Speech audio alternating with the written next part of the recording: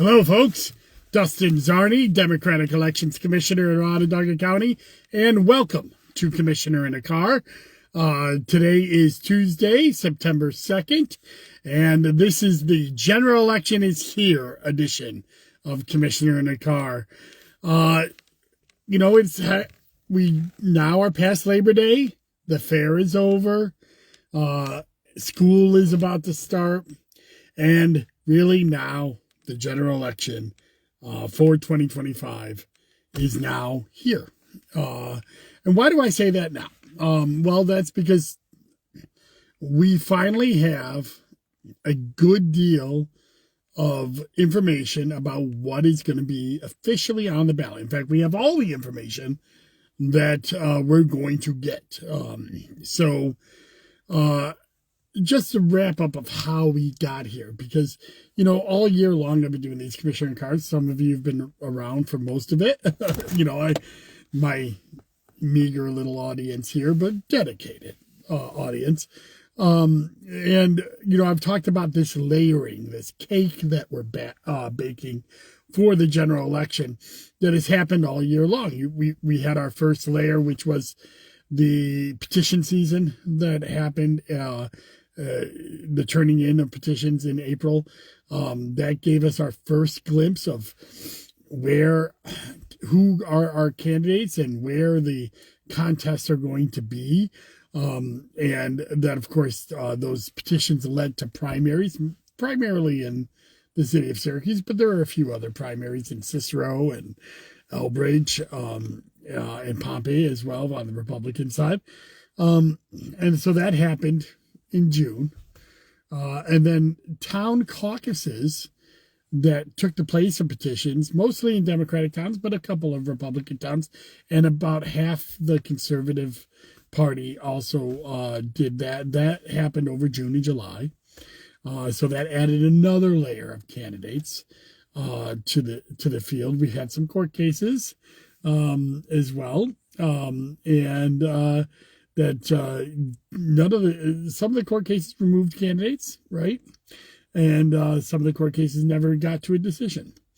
And then the last bit, then in August, at the beginning of August, we had our proposals, our town proposals and our county proposals and state proposals that were given to us for the ballot. That had to be done by August 3rd. Any resignations or offices that would become vacant because of death had to happen by August 3rd to be placed on the general election ballot if they weren't already going to be on the ballot. So that happened. There was a couple resignations. I can't remember off the top of my head which ones, but we even had a highway superintendent vote in June to get rid of the highway superintendent Lysander that failed. So that was continued to be on the ballot. And now the final piece happened in the middle of August. The judicial conventions happened. The Supreme Court races in New York. Remember, Supreme Court is the lowest rung of our judicial system in New York. The Supreme Court races, they had their nominating conventions, and so we have the names of the candidates for those, although that has not been certified yet.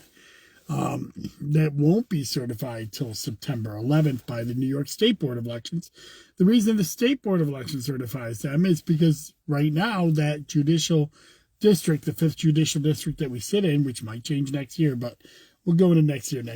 But the 5th judicial system has 6 different counties in it, including Onondaga County. So anytime a race spans multiple counties, the New York State Board of Elections is the one who is dedicated to putting them on the ballot, not necessarily us at the Onondaga County Board. So we had our judicial conventions in mid-August. So now here we are. The fair has happened. Labor Day is past. The kids are getting ready to go back to school, and election officials are starting to build our ballots for the 2025 general election, which will happen on November 4th. on our website at onvote.net, our candidate list is under the candidate information. So you can see where all the races are. So let's do an overview about what's happening in Onondaga County. Of course, everyone in Onondaga County will have a choice this November. Though this is a local year, and there are some offices and more offices than normal that are unopposed because of those judicial races that I talked about. Democrats and Republicans and conservatives have candidates in those judicial races, or at least selections. Maybe the same candidate with the Republican and conservative, but they do have choices. So every voter in Onondaga County will have a partisan race with competition to vote on. Also, if you're the city of Syracuse, you have a mayoral race that has heavy partisan participation, 4 different candidates that will be choosing that. If you are in the towns, you will have your town races. Every town has a town race, though I will note that the towns of Otisco, Fabius, Tully, and Lafayette do not have Democratic candidates on the ballot, only Republicans. So they're unopposed for those town races. And there are other town races that are unopposed throughout the other towns I didn't list. But in each one of those towns, you will have a choice on the ballot for town races. We also have our Onondaga County Legislature that is up. And though there are 17 seats in the Onondaga County Legislature, there are only 7 seats with major party opposition in the race, and those are Republican seats that are held by in Onondaga County Legislature 4, 5, 6, and 10, and 8 because 8 was Chris Ryan's seat. He left to go to the Senate.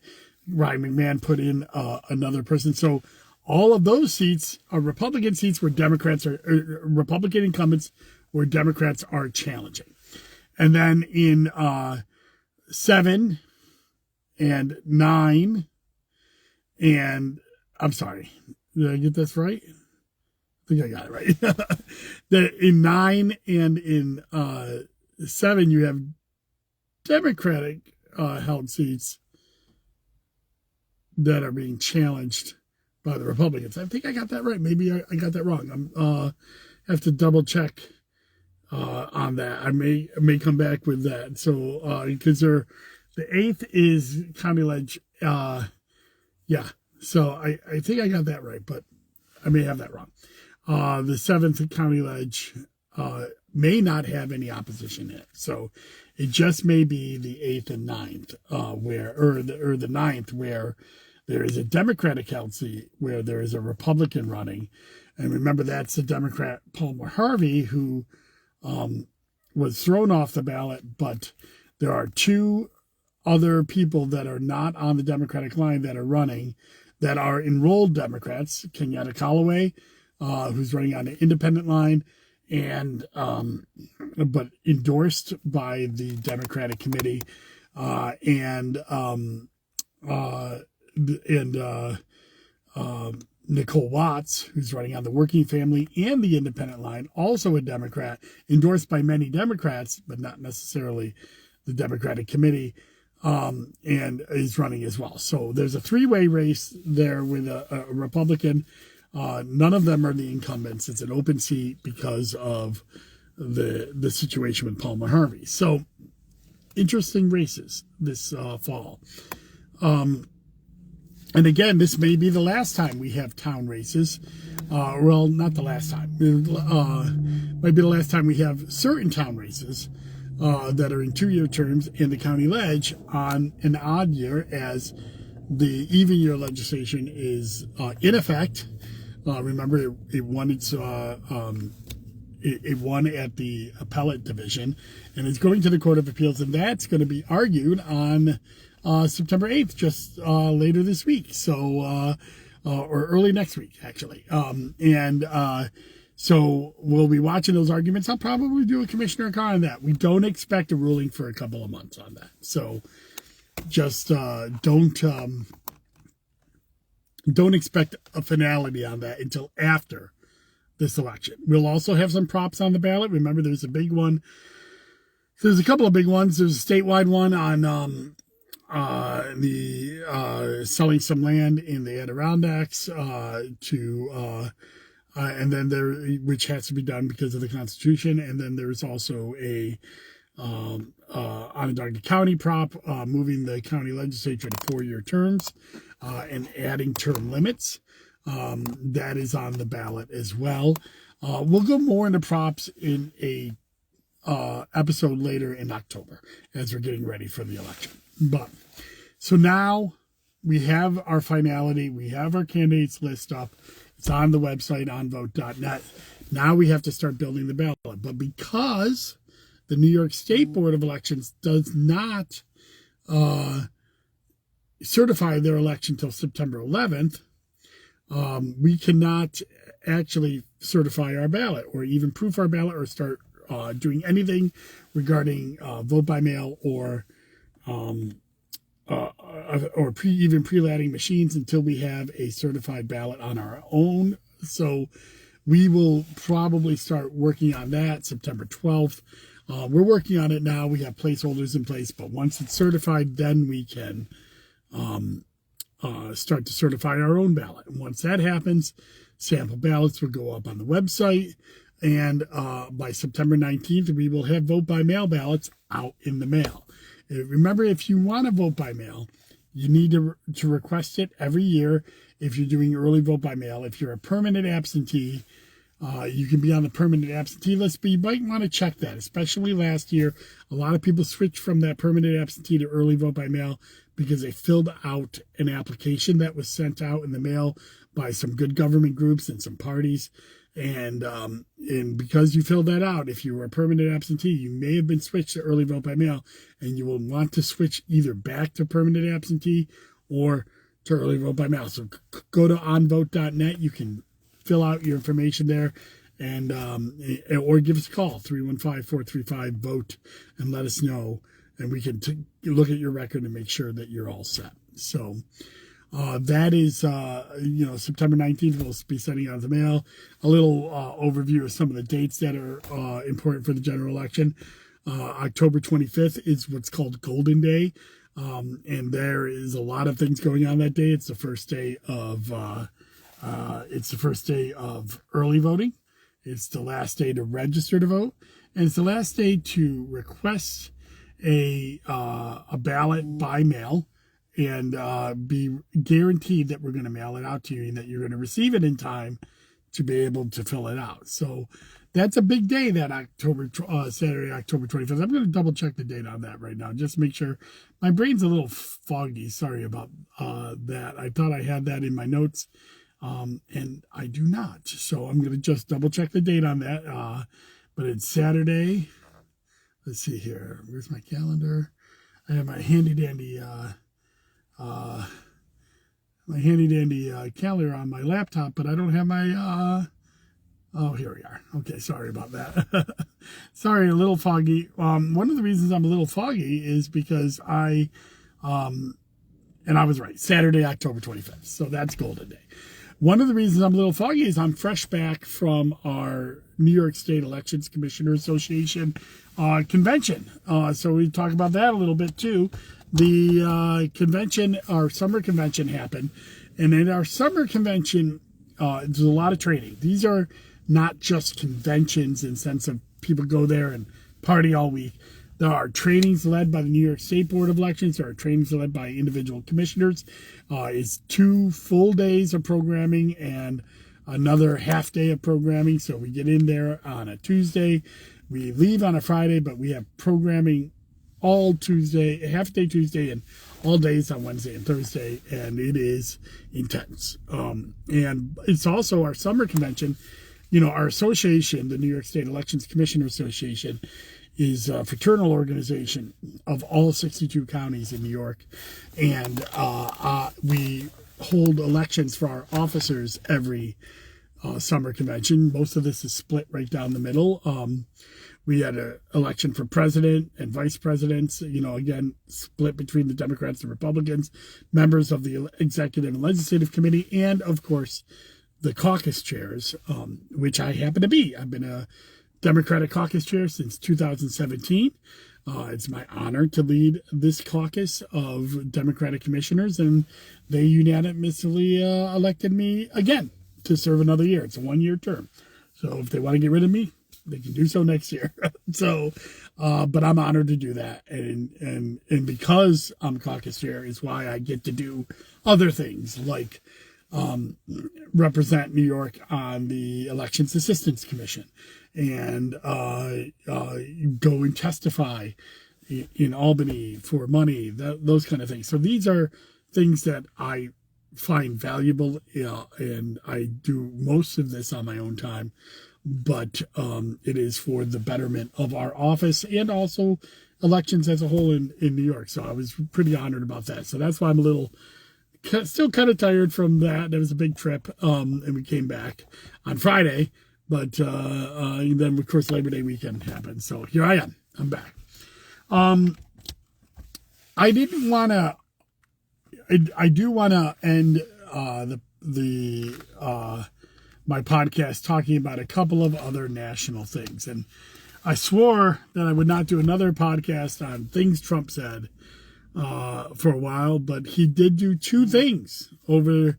One of them that just happened today. You may not have even read about it in the news because it's really ridiculous. But over the weekend, once again, President Trump tweeted out that he was going to do another executive order on voting, this time on voter ID. And I just need, I'm not going to go down a whole rabbit hole on voter ID. I've done this before. If you really want to see what the truth is about voter ID, go to the Brennan Center.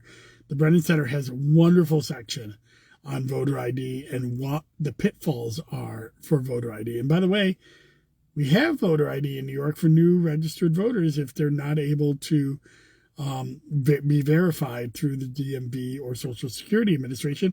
They actually do have to show ID for the first time they vote. And no, of course not. There is not a large problem with in-person voting. It's just not. It's been proven study after study after study.